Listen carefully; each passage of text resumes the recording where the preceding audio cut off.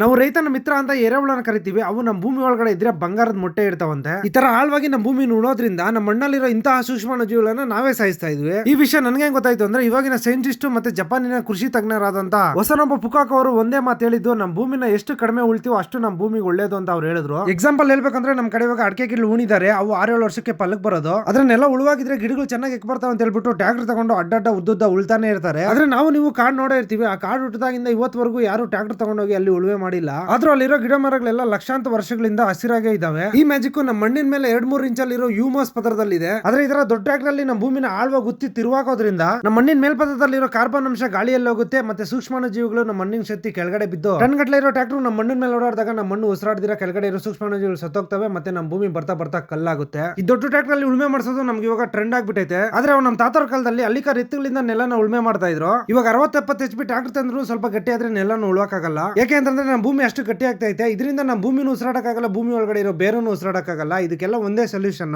ಅಂದ್ರೆ ಟ್ರಾಕ್ಟರ್ ಅಲ್ಲಿ ಉಳುಮೆ ಮಾಡೋದು ಬಿಟ್ಬಿಟ್ಟು ಶಾಶ್ವತವಾಗಿ ಬೆಡ್ಗಳನ್ನು ರಚಿಸಬೇಕು. ಮಣ್ಣಿನ ಕೆಲಸನ ಉಳುಗಳು ಬಿಟ್ಬಿಟ್ರೆ ಅವು ಅತ್ತಾಡಿ ಸುರಂಗನ ಕೊಡದು ಮಣ್ಣೊಳಗಡೆ ಗಾಳಿ ಹೋಗೋ ತರ ಮಾಡ್ತವೆ. ಇದೆಲ್ಲ ಬರೀ ಮಾತಲ್ಲ, ಮಧ್ಯಪ್ರದೇಶ ಮತ್ತೆ ಹರಿಯಾಣದ ಕೆಲವು ರೈತರು ಹ್ಯಾಪಿ ಸೀಡರ್ ಅಂತ ಹೇಳ್ಬಿಟ್ಟು ಟ್ರಾಕ್ಟರ್ ಟಿಲ್ಲರ್ ಏನು ಇಲ್ದಿರಾನೆ ಬೆಳೆನ ಬೆಳೀತಾ ಇದ್ದಾರೆ. ಇದರಿಂದ ಅವರಿಗೆ ಉಳುಮೆ ಮಾಡೋ ಖರ್ಚು ಉಳಿಯುತ್ತೆ, ಬೆಳೆ ಬೆಳೆಯೋದಕ್ಕೆ ನೀರಿನ ಬಳಕೆ ಕೂಡ ಕಮ್ಮಿ ಆಗುತ್ತೆ. ಮುಂದಿನ ವರ್ಷದಲ್ಲಿ ಮಳೆ ಬರ್ತಿರೋ ಬೋರ್ವೆಲ್ ಅಲ್ಲಿ ನೀರು ಕಮ್ಮಿ ಆಗುತ್ತೆ, ಜೊತೆಗೆ ಗೊಬ್ಬರದ ರೇಟು ಗಗನಕ್ಕೆ ಏರುತ್ತೆ. ಅದಕ್ಕೆ ಪ್ರಕೃತಿ ಜೊತೆ ಯುದ್ಧನ ನಿಲ್ಲಿಸಿ ಟ್ರಾಕ್ಟರ್ ಮೇಲೆ ಅವಲಂಬನೆ ಕಮ್ಮಿ ಮಾಡಿ ಈ ವಿಧಾನ ಉಪಯೋಗಿಸ್ಕೊಂಡು ನಮ್ಮ ಹೊಲದ ಒಂದು ಭಾಗದಲ್ಲಿ ನಾನು ಬೆಳೆ ಬೆಳೆಯಕ್ಕೆ ರೆಡಿ ಇದ್ದೀನಿ. ನಿಮ್ಮ ಹೊಲದಲ್ಲಿ ನೀವು ಬೆಳೆ ಬೆಳೆಯಕ್ಕೆ ರೆಡಿ ಇದ್ದೀರಾ ಅಂತ ಒಂದು ಕಮೆಂಟ್ ಮಾಡಿ.